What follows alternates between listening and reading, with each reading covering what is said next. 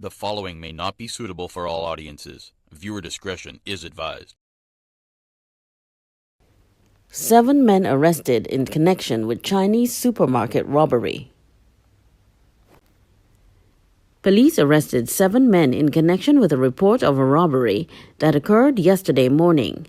The group, aged 22 to 34, were arrested by officers of the San Juan Criminal Investigations Department (CID), the Northeastern Division Task Force (NEDTF), and ERP units, following preliminary investigations into a report of a robbery with violence against 3 Chinese proprietors. The group is expected to be placed on identification parades as investigators believe the men may be responsible for recent robberies within the San Juan area. According to police reports, the Chinese nationals told them that at 3 a.m. on May 3rd, an alarm from their El Socorro supermarket awoke them. When the proprietors further investigated, they reportedly saw that several persons had gained entry to the establishment. Soon after, the Chinese nationals were accosted by a group of men who tased them and dealt them several blows about the body. The group of men later took an undisclosed amount of cash before escaping. A report was later made to police and an all-out bulletin was issued for the men. Officers of the San Juan CID, ERP, and NEDTF immediately responded. Police subsequently captured 7 men of interest who are assisting with investigations into several reports of robberies. They live at Beetham Gardens, El Socorro, and Pettyborg. PC George of the San Juan CID is leading inquiries into this case.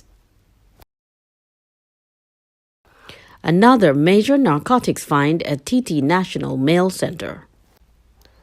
Almost 1 week after Customs and Excise Division officers found .3 million in cocaine hidden in preserved fruits at the TT National Mail Center in Piarco, they have made an even bigger discovery.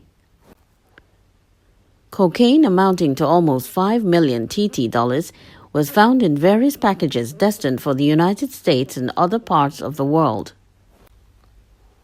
Senior Customs and Excise Division sources familiar with the latest find told Guardian Media that they had been monitoring several suspicious packages at the TT National Mail Center since last Friday and began their search then.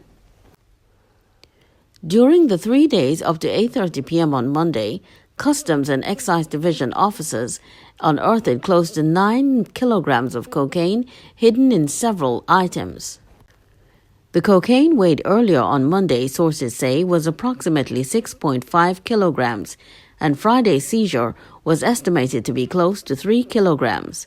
The estimated street value of 1 kilogram of cocaine is approximately $80,000, so the find amounts to close to $720,000, or 4.8 million TT dollars. But most interestingly, the cocaine was hidden in inventive ways, according to sources. Pictures showed cocaine hidden in beanie balls, bottles of Kana, speaker boxes, car parts, coffee beans, coconut milk sweets, and even fishing lines. Sources said they also found quantities of cocaine hidden in hammocks. Most of the packages, sources said, were destined for various parts of the U.S., but some were also to be sent to other parts of the world, including Europe. This second cocaine find comes just over a week and a half after Customs and Excise Division officers and the Special Investigations Unit SIU made a significant arms and ammunition discovery at a warehouse in Couva last Monday night, which followed another large arms and ammunition find 2 Fridays ago at the Piarco International Airport. Officials at TT Post had issued a release after the first cocaine discovery at the TT National Mail Center last week, commending their staff and Customs and Excise Division for their diligent work. Sources believe a particular syndicate is responsible for the latest cocaine find, and investigations are ongoing. No arrests have been made for the first cocaine find last week.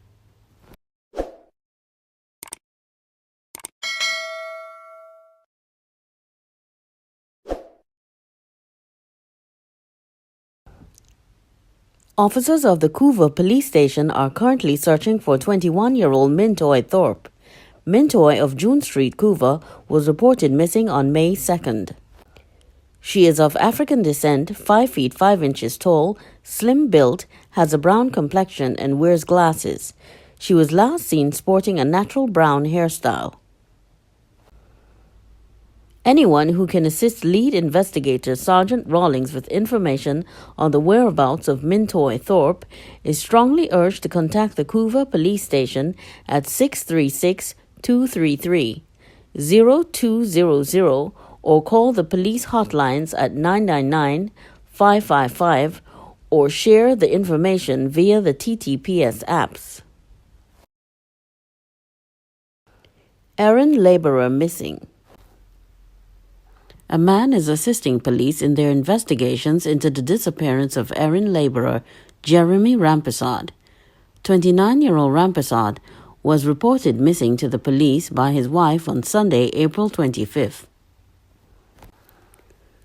She told police that on Friday, April 23rd, he left their Partrup Trace Arena Village home to go by a friend to Lyme. It was initially believed that he had gone missing with his friend Shami Prasad Bihari of School Trace, Palo Seco, who had been reported missing by his family on Sunday. However, Prasad Bihari surfaced on Friday. In an interview last week, Rampersad's wife, Camille Marin, said she was convinced that something bad had happened to her husband and the father of her 2 young children.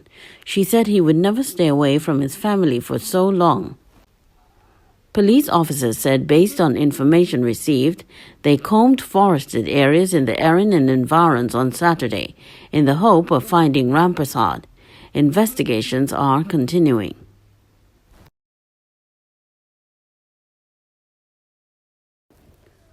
Wounded man with several outstanding sexual offenses warrants caught at hospital while undergoing treatment. A 26-year-old man who was wanted by cops for sexual assault is now in police custody after he was shot and wounded on Sunday.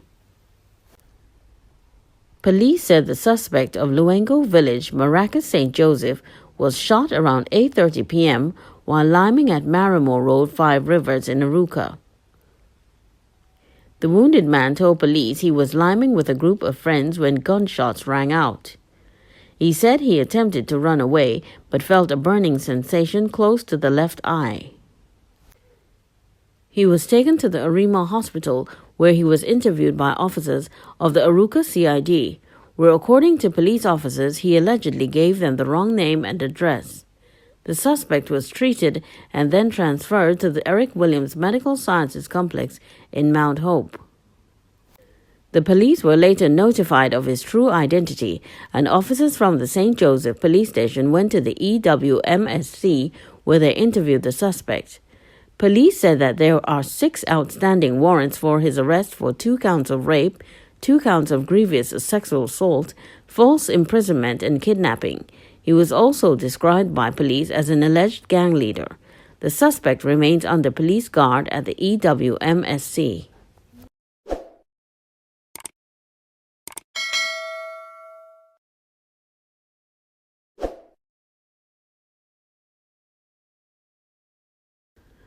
The local gospel and music fraternities are mourning the sudden death of popular radio personality Jamie Thomas. Thomas, 46, program manager and presenter at gospel radio station Word 107.1 FM, died of a suspected heart attack at his Oasis Gardens home at around 2 a.m. yesterday. JT, as he was commonly called, was one of the pioneers of gospel radio in Trinidad and Tobago. He hosted popular Christian shows on I-95 FM and Isaac 98.1 FM. He also hosted Tempo's Rise and Shine, an inspirational music video show that aired in more than 23 Caribbean countries. In addition to his work on radio and television, Thomas hosted events for the international artists including Kirk Franklin, Fred Hammond, Donnie McClurkin, Israel and the New Breed, Papa San, Sherwin Gardner, and many others. Thomas also served as a regional judge and host for the Marlin Caribbean Gospel Music Awards. Thomas is survived by his wife, Keisha, parents Charmaine and Michael Thomas, and sister Cassie.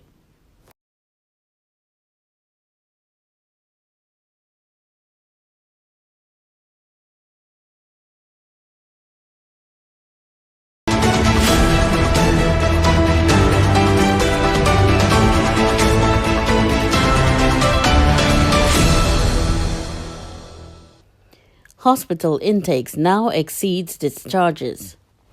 This country's parallel healthcare system, which was set up to deal directly with COVID-19 cases and prevent the traditional health service from becoming overwhelmed, is facing a possible collapse within the next 10 days if no sharp declines are recorded from measures to stem rapid infection rates. Principal Medical Officer at the Ministry of Health, Dr. Mariam Abdul-Richards, yesterday pleaded with citizens to understand the severity of the situation the health sector is now battling. As she said, this country was now on the tipping point of losing all the strides it had previously achieved to stop the viral spread. Speaking during yesterday's media briefing at the Diplomatic Center St. Anne's, Abdul-Richards, who formed part of the team advising Prime Minister Dr. Keith Rowley on what steps needed to be adopted urgently to ensure TT does not end up like some other countries where hospitals were overwhelmed, appealed to people to adhere to public health regulations, to wash hands, social distance, and wear masks.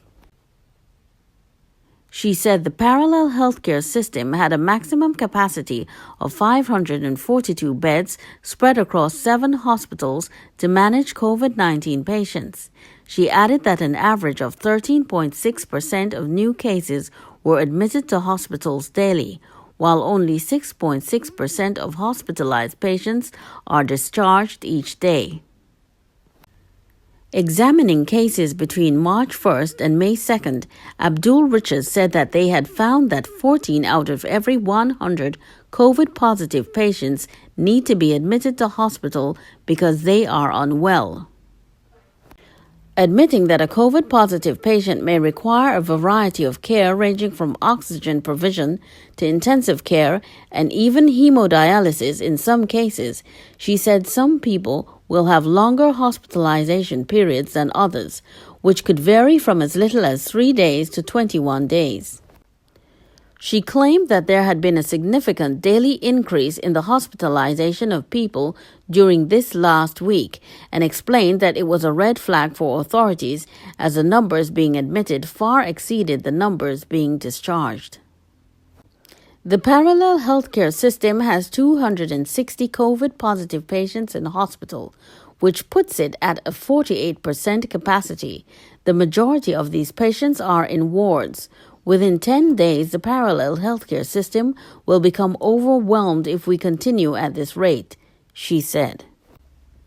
She said the fact that hospitals were filling at faster rates than they are being emptied is a cause for concern, as it means that resources, which are limited, are now going to be expended and may compromise the quality of care in other areas.